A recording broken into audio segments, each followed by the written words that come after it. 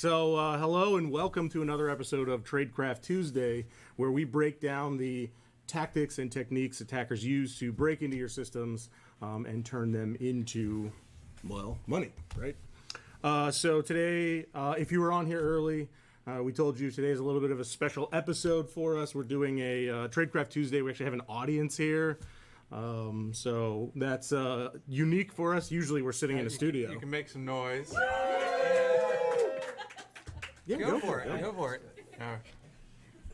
Volunteer, guys. So a little preview of The Office here. The team's all in town this week, so... Yay! Obviously, they'll be on questions, things along those lines, answering questions, throwing stuff at us. Yep. And we'll do our best today to kind of explain, like... Keep going. Good. Cool. Now that we're back on track, today's episode is really a result of some feedback we received during our last episode with, I guess, was that the one that Tom came? Is that?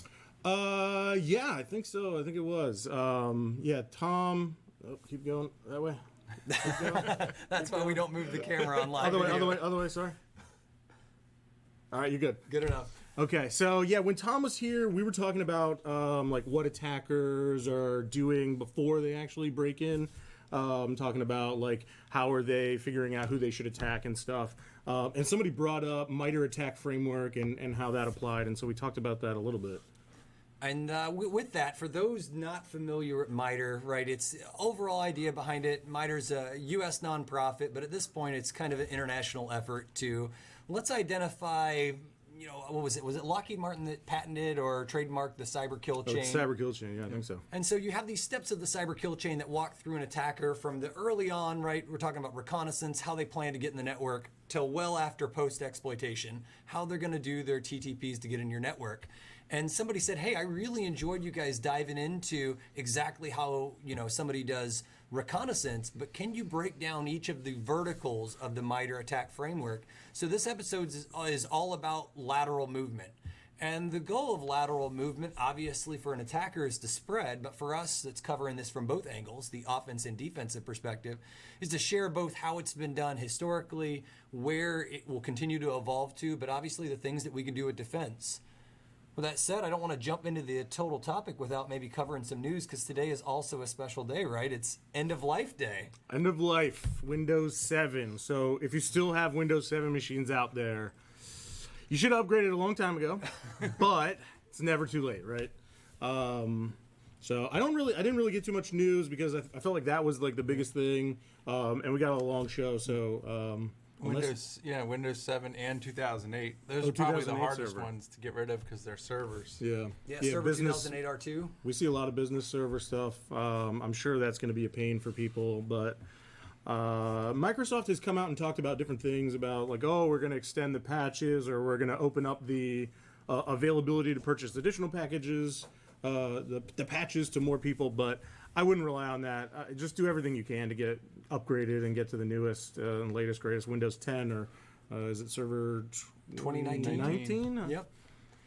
And the reason for it is there's a lot of like major security implications in some of the later OSs, especially Windows 10. And one of the ones we're going to talk about today directly affects lateral movement. There's a lot of stuff built in, not only the way that the antivirus engine works, assuming you use it, to how token authentication, credentials stored in memory, you name it, they're just better operating systems. Obviously, you know, if you're trying to convince an accountant up the road, that's probably not the way that you sell the Windows 10 upgrade, which is tokens in memory, and they're going to look at you like you're crazy. Like maybe your token. Ooh. Oh, you see what I did there? I don't have a soundboard. Next time, I'm going to get that. That was terrible. I'm going to get that. But their overall idea, right, we all know this. I've seen it, whether you're an IT department or MSP.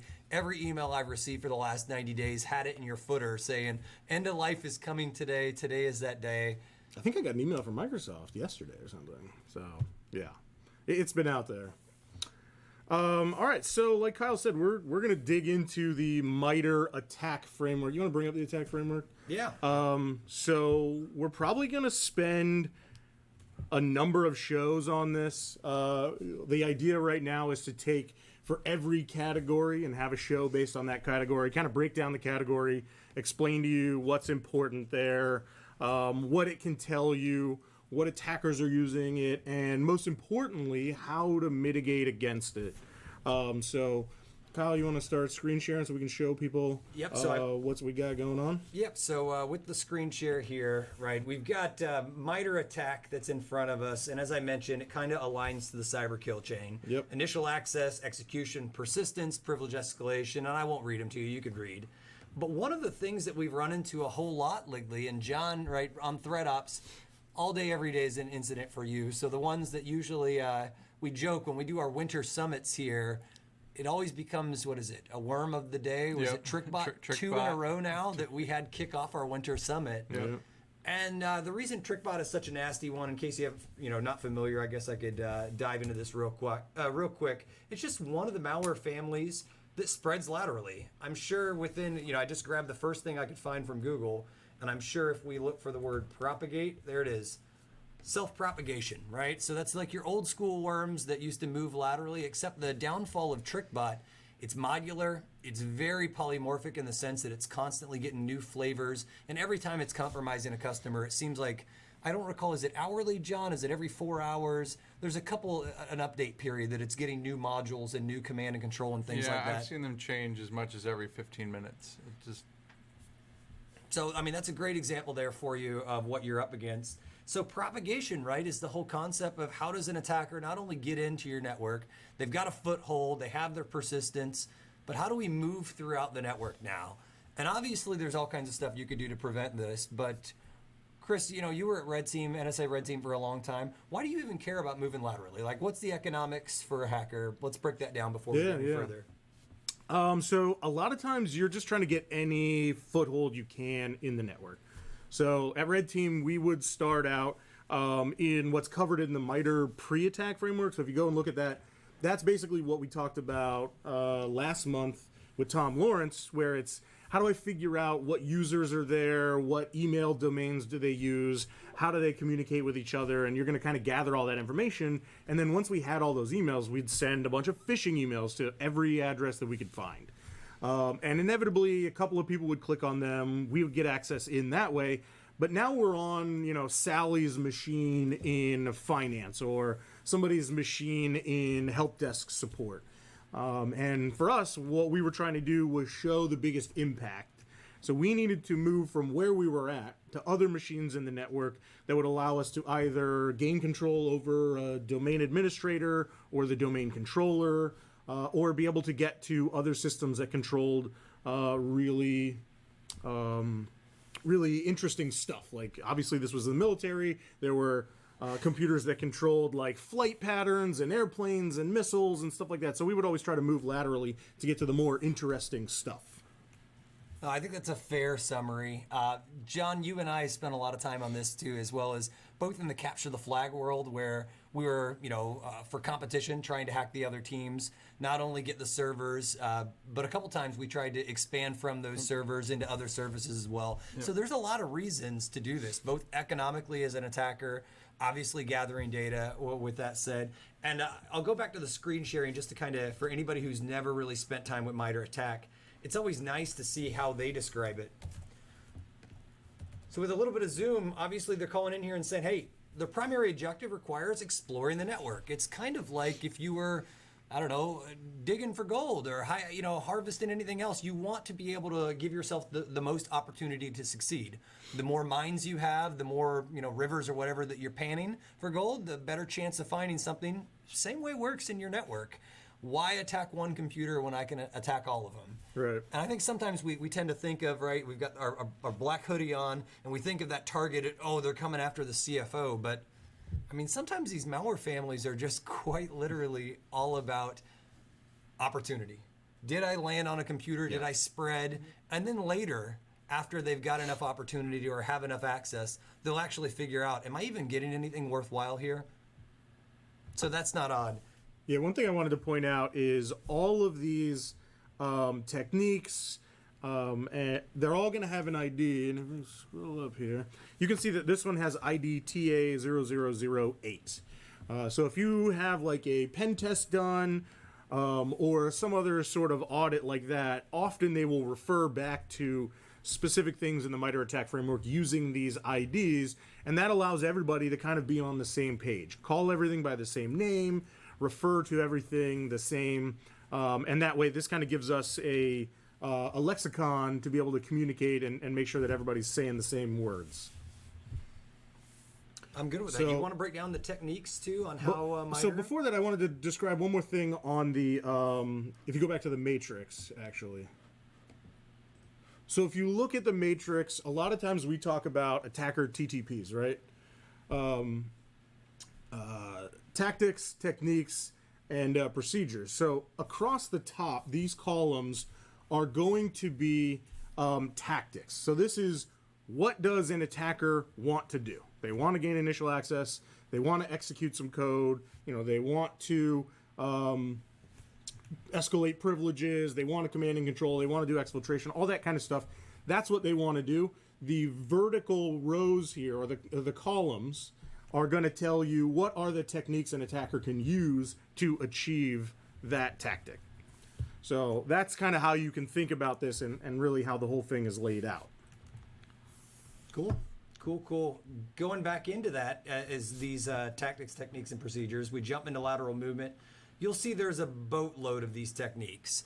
And they further, similar to how we saw TA08 being one of maybe the tactics here of saying, hey, lateral movement happens.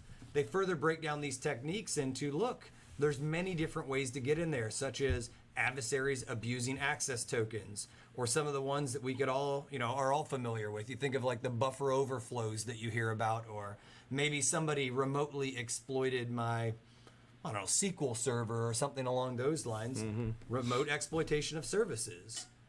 Logon scripts. I don't know about you, I have 100% used this in real life, and the reason for it is I get into a network that has a domain set up. There's nothing better than using your own group policies and things like that against you. Hey, you want to run a batch script every time this user logs in to map their network drives? Why don't I add my one line to download my code from GitHub or something along those lines in that? And every single user who logs in the domain for me is going to execute that payload. Perfect example of lateral movement on that side. And John, you and I were poking around this a little bit yesterday of various actors have actually used this that you've had to run into. Yep. This specific one, their login scripts, they call out the user init MPR login script if you click onto it. There we go. And we've seen There you go, right now. 103. several instances of this. This one? This one. Sorry. Click into it. You look at this one, John, here, the logon scripts. Windows allows logon scripts to be able to run. Yep. Yeah, and if you scroll down, they call them out there. That particular registry value. Up a little bit more. Oh, here we go. There you go. So what's interesting about this is part of Mitre is not only to give you kind of the recipe or the cookbook, you could even say, of what are the common ways these are being done. You notice they called out down here under references of popular chef recipes that have been successful in the past. For instance, look, some of these actors like the Cobalt Group or ATT&CK have actually used these logon scripts in the wild, and they'll provide links to it. So there's no need to stop your research. Obviously, we only get together once a month here to talk about these things. But what we want to call out is there's nearly endless amounts of opportunity for you to both spin up on the Mitre attack framework and how other actors are doing this. Maybe you try recreating some of it in your own, whether it's a trusted VM network, or at the same time, the reason Mitre's been so successful is it's open to the community to contribute to. Yep. You do have to work with the Mitre team to be able to, they do some vetting, but notice these things actually come in there when other people, kind of like a Wikipedia style, let me provide examples of where this is going. So yeah, all of this is real world. These aren't attacks that somebody thought up and somebody could do this. These are all real world techniques, and the reason they've been added here is because somebody detected them, researched them, cataloged them, and put them in here. And that's why you can see for every single technique that's listed in the Mitre attack framework, what are the groups who are known to be leveraging that specific technique. Obviously, this does not go as far as you being able to say, well, I saw that somebody was using pass the hash, so therefore I must be getting attacked by APT32. Or what with today's cyber hype, everything's Iran, right? The Iranians are attacking us more than ever. Well, now they've kind of always been attacking Western civilization forever, right? Yeah, Western government forever. It's not a one-to-one mapping. Just because they're, somebody's listed here as this is the technique they use, if you were to get breached by that technique, it doesn't necessarily mean that that's who did it, right? So the nice part about these is, like Kyle said, not only do they call out like who's doing it, but they give you like real mitigation. So you can go in and say, hey, I want to make sure that I protect against a certain thing. I heard that this is happening in the community. Somebody I know got attacked with this. How do I mitigate against this? Well, you can go in here, you can look at the mitigations, and they'll give you like reasonable stuff. Like, oh, hey, go turn this off, or make sure this is set up, or, make sure that your users aren't all admins, right? Stuff that we generally know, but again, these are mitigations that are specific to that technique and how to block that. I read a blog where they were talking about this, but they were saying, hey, look, just because like there might be some mitigations in here, or just because you purchased a tool that you think is going to protect you against any one of these specific techniques, always assume that there are multiple ways to execute that same technique. And the example they gave was, oh, well, I don't have to worry about Mimikatz because my AV, I tested it, it blocks Mimikatz when I downloaded it. Well, yes, it might block that specific version of Mimikatz, but what if I use Mimikatz that was instead written in, something else like PowerShell or something like that? It may not be blocked by AV, so you're not 100% there. So again, it just assume that there are multiple ways to execute each technique and try to cover your bases the best you can. Actually, if you brought up the Mimikatz, I've got a couple examples. There's a screenshot if you want to bring it up of some things that we've found. Yeah, for sure. Specifically. So anybody who's watching my screen here real quick that I was sharing back and forth, I'll actually go. We're planning some demos and things along those lines. So this is literally me writing to Dave right here on the fly. Can you please set the domain policy to disable antivirus and these things? But John, you just sent it to me in Slack, or where's it at? It's in the folder. I can just give you a paste or a link. Yeah, so we're getting ready for some of this stuff. But John, what's neat about these examples, and I'll actually pull some of them up here that I've got on a different screen. I've got a handful of these cases where we see this, whether it's Mimikatz or multiple different ways, just to be able to, I guess what's the best way to explain it? Whether it's Mimikatz or another way to dump RAM and processes and memory, at the end of the day, the goal sometimes is just to get credentials to move laterally, right? Yeah, Is that where you're going with this, John? So point me to the drive folder there, and I'll... I sent you a link in Slack. Cool. And you want password dump? Pass dump. So just some examples of if it's sharing. Cool. So we're here, John. Pass dump, break it down for us. There's just different examples of some of the things that we've seen specifically for Mimikatz. The cache dump ones are actually services that were running on somebody's box. And those are all Mimikatz executables, different ones. The other ones, the strangely named services, are actually calling PowerShell, which is cut off, but it's actually doing a pass or dump too, LSA dump. Yeah. I'm going to call these out specifically because if you notice, one of the things in our lateral movement, as we're still screen sharing here, right, is they mentioned of all the ways to do it, pass the hash is a method of authenticating as a user without having access. For those not familiar, within Windows networks, it tends to authenticate with Kerberos and NTLM, or some of the technology under the hood in your domain that's powering authentication. So Mimikatz provides a way to locally dump, for instance, either the clear text password, maybe if you're running in Windows 7 and it doesn't have some of those protection mechanisms, or even in modern operating systems like Windows 10 that tries to guard those credentials with its credential guard technology. Sometimes you can only get access to the hash. What's dangerous about this is like when you use PSExec inside your network to, maybe copy a file to a remote place, that's doing nothing more than using the password as your authentication over NTLM. However, as John just showed in that example, if they were able to successfully dump the hash with Mimikatz into a point where you do have the hash, other tools can actually use that hash and be able to, copy that to another machine and still complete the NTLM handshake using only the hash. Hence the reason pass the hash is that attack. Cool. All right. So there's other ones on here. I try never to beat a dead horse, but notice there's right away stuff like remote desktop is a common way of abusing lateral movement. No surprise here for anybody who's done any sort of security or administration. I don't think so, but I think most people, when they think about their risk and vulnerability to remote desktop, they think about it externally. Yep. Can somebody outside my network connect to one of my computers? And so a lot of cases, people are like, oh, I have a firewall. It blocks it. I'm good. Well, what if I'm inside your network? Can I use RDP to move from one machine to another? That's something that you really got to think about. It becomes a heck of a lot harder to find as well, too. We every now and then get to support like red team events like CCDC is one, the Collegiate Cyber Defense Competition.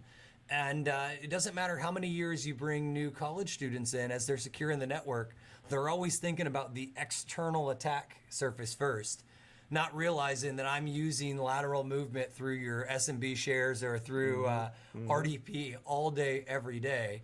And I will admit, like, you're going to get pop-ups notifying, shady users trying to log in your network.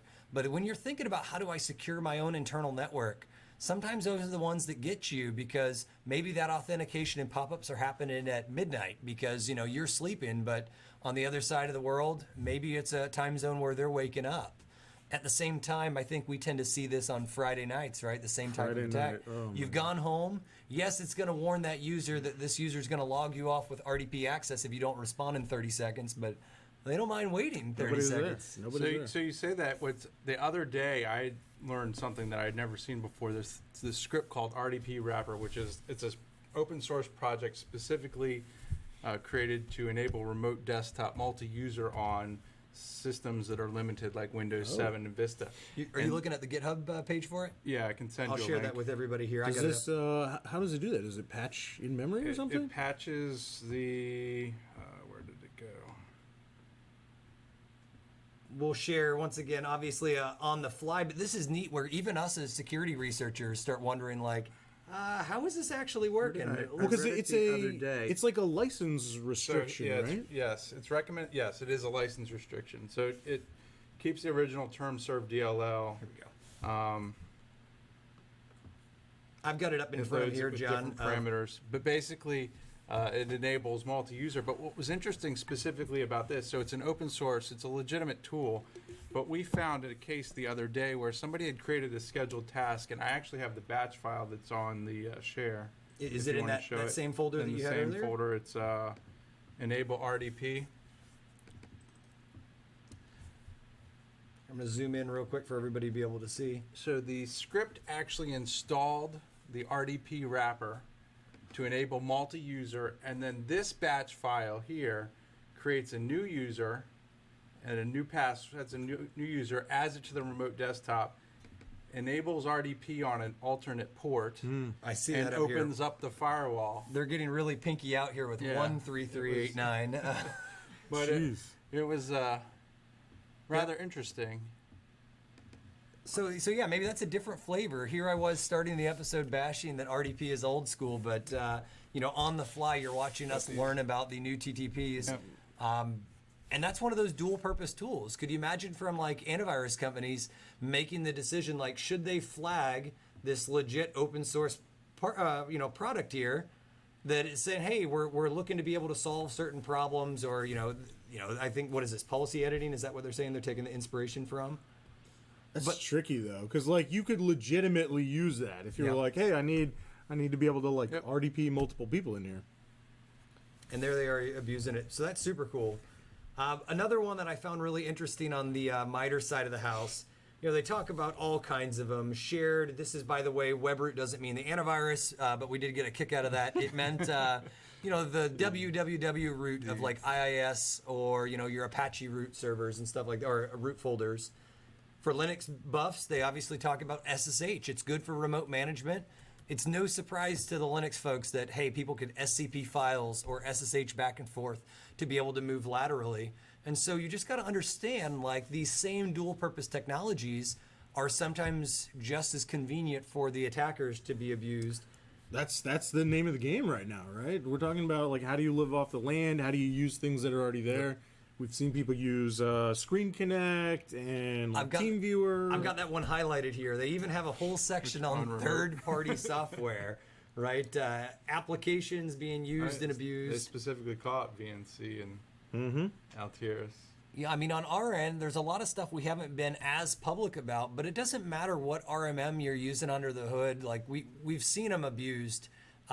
Two that haven't gone public, I guess we can make it first here on Tradecraft Tuesday. We've seen Enable recently, once again, lost credentials on Enable, using that to deploy ransomware across networks. And a brand new one we recently had in Louisiana was the Komodo RMM. Iterion or something along those lines. We'll probably do a blog on stuff like that. This is definitely not the time and place, but where we're going with that is it doesn't matter what type of third-party software. You need to be auditing this. And we've even seen, since we've started bringing more light within the MSP and IT community about this, IT departments are even getting better questioning us, like, can Huntress be used this way? So keep that up. I think it's good. You know, do your due diligence correctly. If not, you know, your attackers are going to be learning more about your network than you might be aware of. So, what other ones, John? You deal with TrickBot, Emotet all day long. Do we want to talk about admin shares at all? Yeah. Yeah, we can talk about admin shares. Absolutely. So break it down. I know, John, you've got, I think, a blog on this too. Let me see if it's relatable for what we're doing. Yeah, it's specifically about admin shares. Written because of the number of TrickBot incidents we kept seeing. Trying to explain how TrickBot and Emotet leverage these admin shares to propagate. All right, John. So I've got this pretty icon here, or pretty graphic, that's all about, you know, the admin dollar, the IPC dollar, Didn't you make C dollars. that graphic? He did. I did. I like how he's calling you pretty graphic. The You one know, he made. it's self-serving. I didn't make all of it. I made 60% of it. Oh man. So going into that with your admin dollar sign and stuff along those lines, break down the history, John, right? Obviously, SMBs have been around for a long time. Yes. How are the admin shares used? And the team can see it. I don't know if you could see my screen as well, but I don't want you reading the blog to them, but... Oh, no, I can sort of see it. Basically, the admin shares are the default shares. When you install Windows, by default, your C drive is shared out. Your admin share, which is the C Windows folder, is also shared. And the reason these are shared is the idea was to give administrators the ability to copy files to these folders. On a Windows domain, these are also used. There's also the sysvol, what is it called? The replication volume for all the domain controllers. sysvol. It's the same idea. It's so these administrative shares can be used to copy files that you need to for administrative purposes.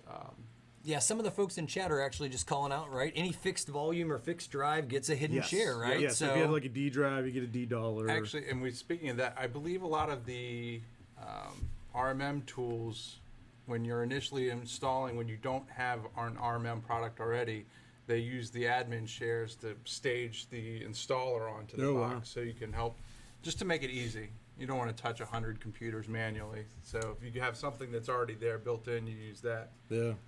Unfortunately, these things, they get abused. So yeah, PS exec under the hood.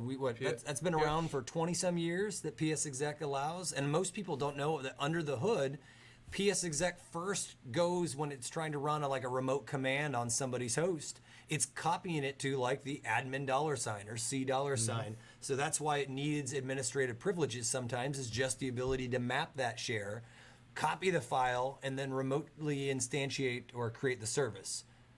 Yep. So that's highlighted all in here. I'm more than happy to share it with anybody who's looking for it.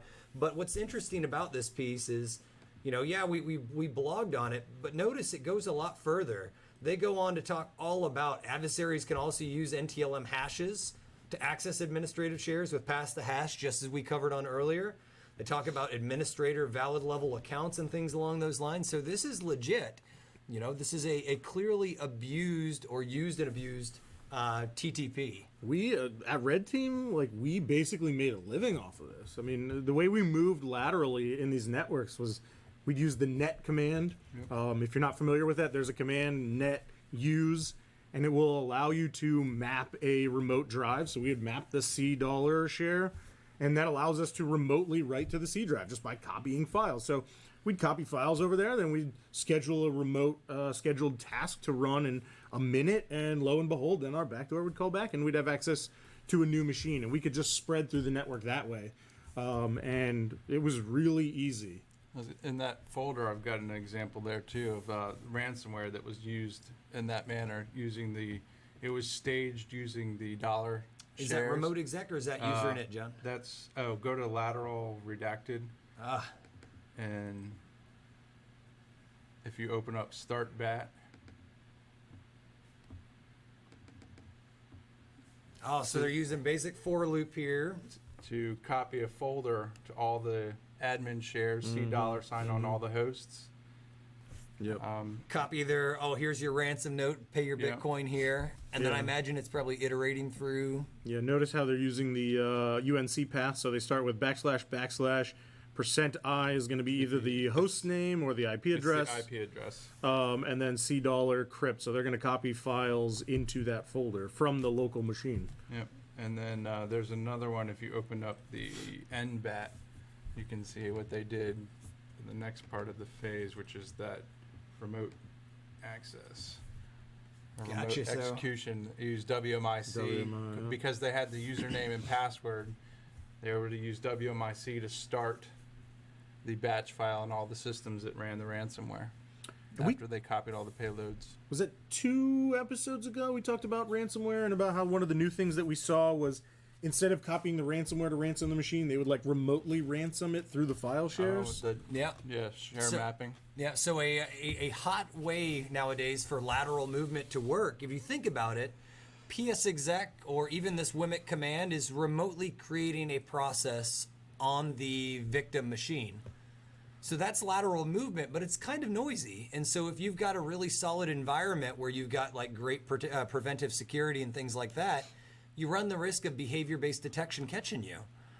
With that said, if you find one computer stuffed in the closet somewhere that, maybe it's just not as up to date, you managed to get your ransomware to run on that one computer, just like in this example here where it was doing, a for loop iterating over each computer, but instead of remotely creating that process, why not map each, $$ of each computer?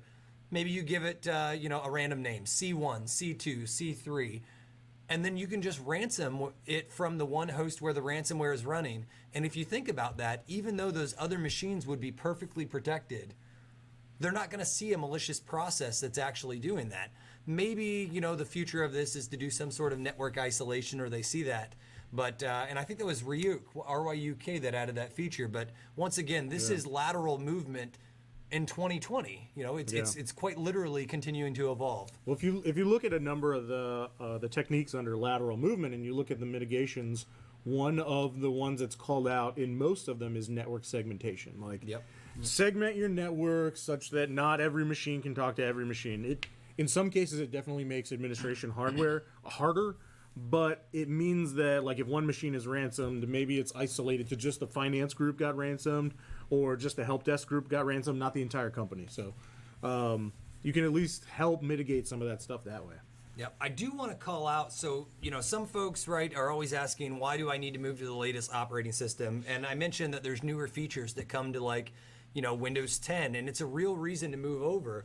A fantastic security researcher named Will Schroeder, or goes by the handle Harmjoy, had documented back in 2017. So if you think about it, we're coming up on a 3-year anniversary in March for this blog, but most IT folk that I talk to aren't aware of some of these major security implications and improvements being made to their operating systems. And one of the things that he calls out here is as Microsoft was trying to kill off past the hash, right, that technique to be able to move the hash back and forth, they did that by going after several of these techniques that are used for lateral movement. And what they ended up concluding was hackers often will take a user that's on one machine and they require administrative privileges on a remote machine. And even though we know we should have least privilege, meaning like we should be using our domain admin account as less as possible, we surely shouldn't be making every single user in the network an admin. Yep. It happens, right? It's reality. It's, once again, you can't even fight against it nowadays. This is happening, even in some of the best networks. So Microsoft said, you know what? If we can't guarantee this is happening, what can we do that's minimally intrusive? And one of the things that they actually did is they added 2 new security groups or security identifiers here. And what they did is they made, hey, here's my local account. So this is them differentiating between the difference of it's a local account here. And notice this is a local account that's a member of the administrators group. And with these two new identifiers they have within the newer flavors of Windows, they're able to do stuff like, you know what, even though John has local admin rights to run his line of business app, and I've got sloppy and I've given him admin rights to Chris's computer, you know, if he has these local user accounts, not domain admin, and definitely not domain user accounts, but local admin account, the idea behind it is Microsoft is actually set up so John, if he's authenticating as a local user, as long as UAC or that user account control is enabled, it will actually nerf his token. And this is the concept of John is a high integrity process, meaning he right-clicked, said run as administrator. It's now running as high integrity within Windows. And even though he's tried to remote into Chris's computer with his local account, which it does have privileges to, his Windows environment on Chris's computer says, look, you're not even a domain user. You're probably maybe abusing like the local administrator account or something like this. I'm going to demote you down to a medium integrity token.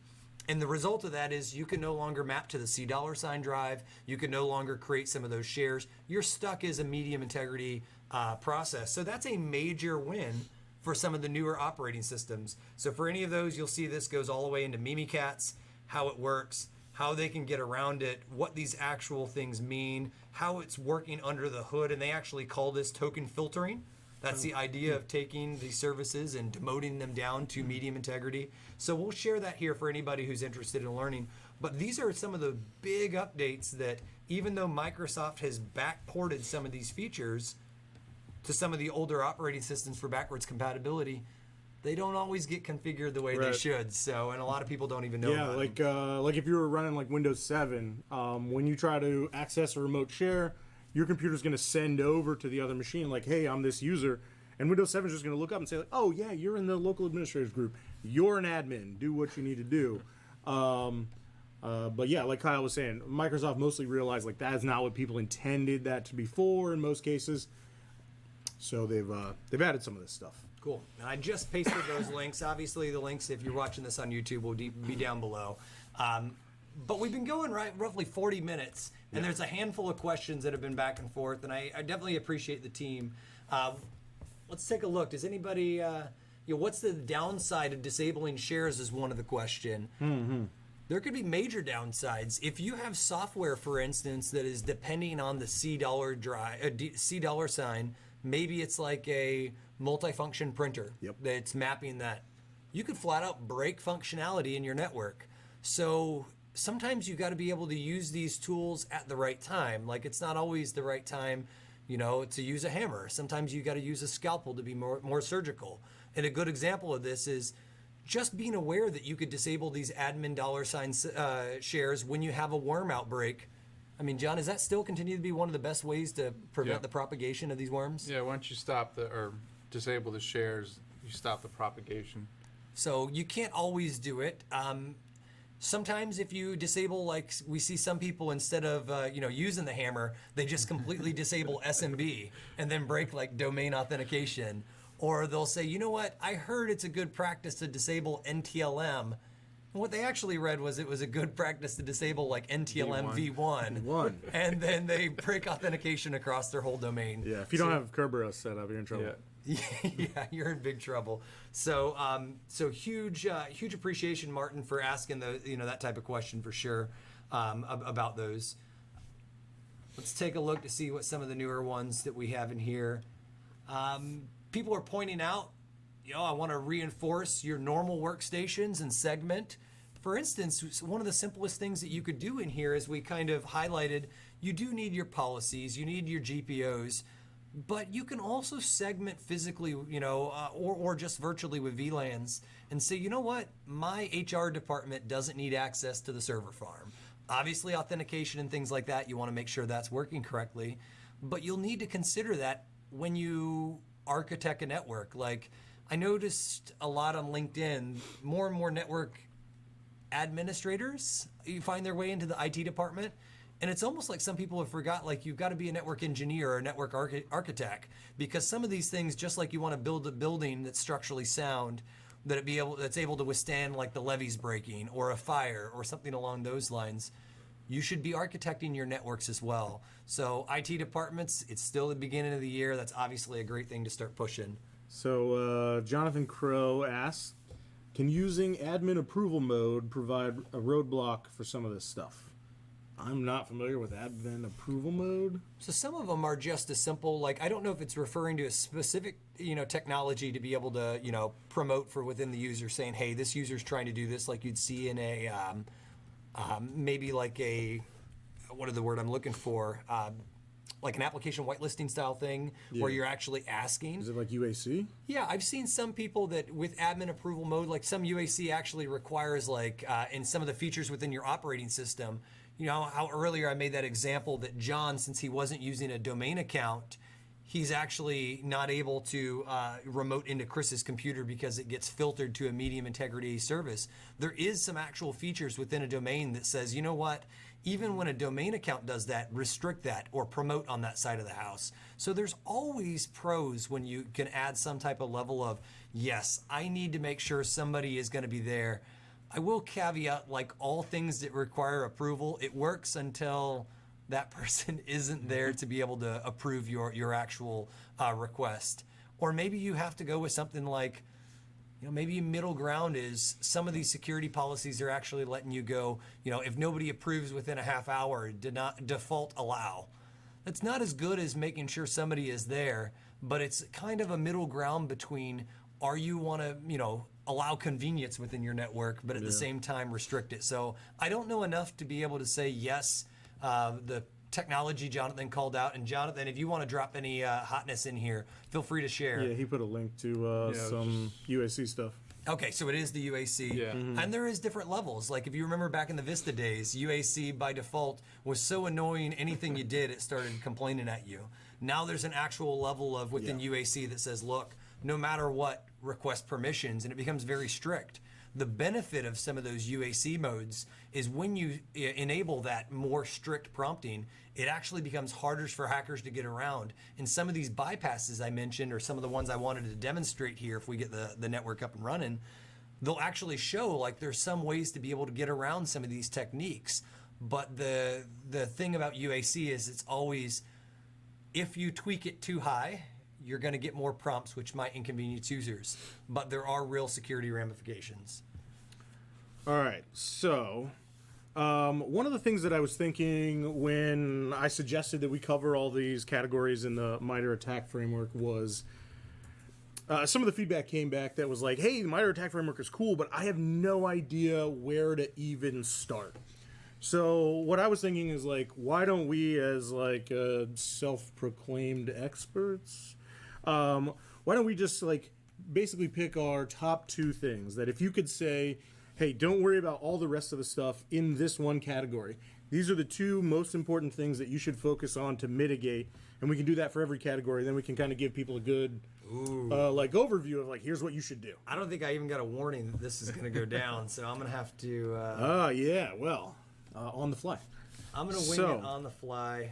So, all right. So we should each pick two then. What are your top two? So is this only out of the techniques? Only that out of are lateral movement. Yeah. All right. So we've got a boatload of them. I want to talk a little bit more about access tokens because a lot of people don't know how that is, but I think that's probably for another day or another Tradecraft Tuesday. What can you do? I think at the end of the day, pass the hash continues to be a nasty, nasty technique that is run afoul of, I'm still screen sharing here. Yeah, I'm screen sharing. Let's go back to picture in picture. If you take a look at all the examples of the attacks in lateral movement and you want to see the examples, you will see endless amounts that are using pass the hash, whether it's Mimikatz, Cobalt Strike, etc. There's more about this than any of them, more references here. I'd say learn how pass the hash works and learn what mitigations you can put in place, because I've been to RSA, I've been to Black Hat. I always see a booth that says, we stop past the hash or we stop Mimikatz in its tracks. Oh yeah, everybody loves to stop Mimikatz. And that is career suicide as a vendor. So I would say get to know how past the hash works. When you're educating your own customers, right, you can make all kinds of funny Bob Marley jokes and stuff about that. It's just good.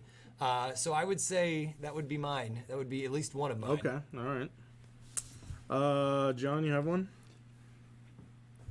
Mitigations. I was gonna. Somebody actually in the chat threw it out, and I was going to suggest it. The LAPS, the local admin password solution from Microsoft, making sure that your passwords are not all the same. Yeah. You see a lot of people. They'll build an image, they'll deploy the image, and the images all have the same password. Same so admin if password, that yeah. one password gets compromised, you've got access to the entire network. So something like that.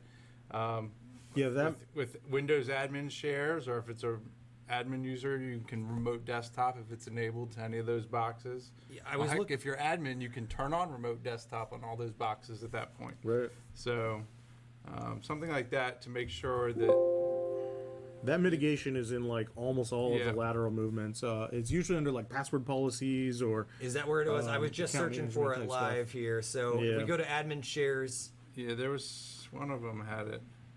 password policies, is there laps or? I don't know if it specifically calls that Password labs. policies. The Windows admin share specifically calls out. It says do not reuse local administrator passwords across Yeah. systems. Yeah, you're right. It I mean, it's continues just- to be it's one. very simple fix, but We've done more calls at midnight to say like, please. And you know, hackers like us, especially if you're an IT department that's doing multiple companies or an MSP on that side of the house, like if you're using something where, heaven forbid, like you've mapped somebody's network drive for them with a batch script and you've hard-coded the password inside there. When I, as an attacker, find one of those and I see that your company, you know, maybe they're called like network, I don't know, forensics, right? You're an IT department, but for some reason you're providing IT for a network forensics company. And the password is NF 2019 whatever. Like, I'm going to derive your password and I'm going to make you pay for it. So not only should it be unique between your clients, but it's obviously got to be unique between each host. We've said that on previous episodes. So I guess, yeah, John, reusing password would be a big one. What about you, Chris? You put us on the spot. What would be yours?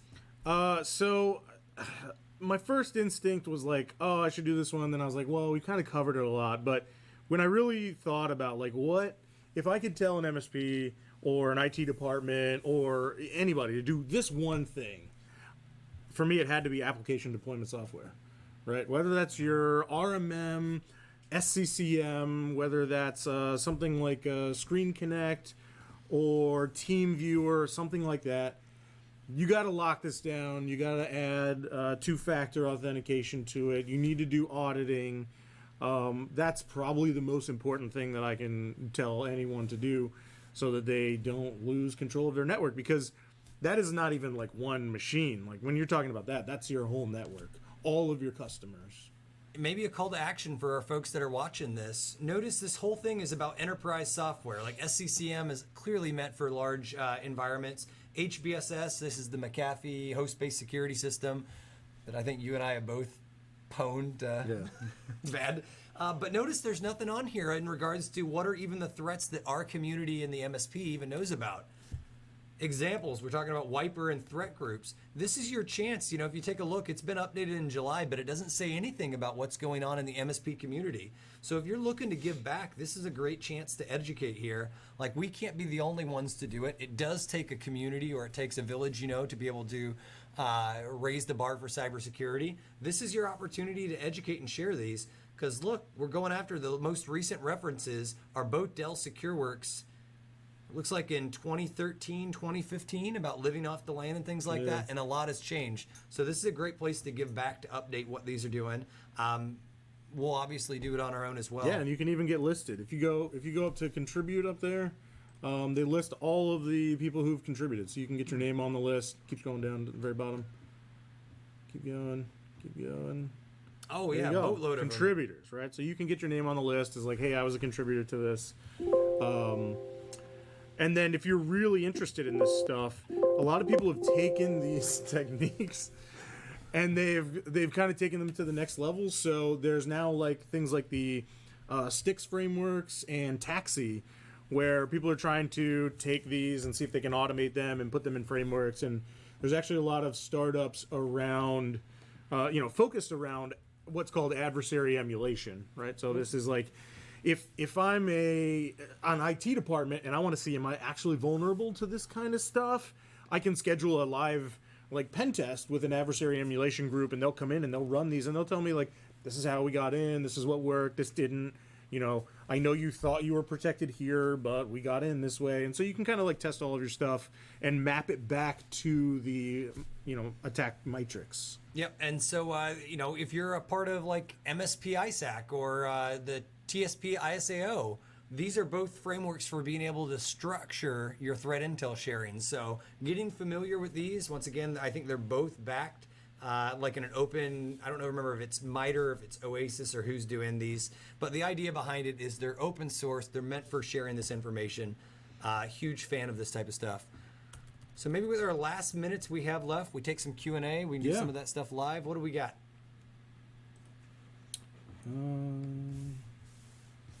Let's see. A couple of comments in here. All right. Well, it doesn't look like we have any other questions other than someone asked if they can copy the chat thread. Hey, Andrew, do you know if the chat thread gets like sent out to people? Do they get a transcript? Yeah, I don't think they get a transcript, but I think we were talking about maybe putting something together. Okay. I think we get a transcript though, Yeah, right? we do. Okay. So yeah, we can post that somewhere. We can put that up on like tradecrafttuesday.com. Cool. Let's see. I had a few wrap-up things here. Upcoming shows. What shows are we going to be at? We're all over, from RSA to, if it involves MSPs, we're there. I think this week we're at SMB Tech Fest, stuff along those lines. Schnizzfest is coming up. PerchyCon for sure, we're excited about. Be on the lookout in this, and what we follow up with. We'll actually do a demo about some more of these lateral movement. There was a lot that we prepared today, but it's a live show. It doesn't always go great. Sometimes you get your butt kicked by antivirus, which is a good win. So, definitely appreciate everybody joining us for sure. Yeah. Next month, we'll continue going down the Mitre attack side of the house. And with that, look for more assets. As for folks that were asking about other resources, if there's things you're looking for, whether it's videos of these techniques, ideas on how you think you can, educate your own management, educate your own company, or maybe even educate prospects, we're all about creating those videos for you, but we don't know what to create until we hear from you first. So please let us know. Drop us a line at support@hunterslabs.com. Yeah. Anything else? No? Until next time, have a good one.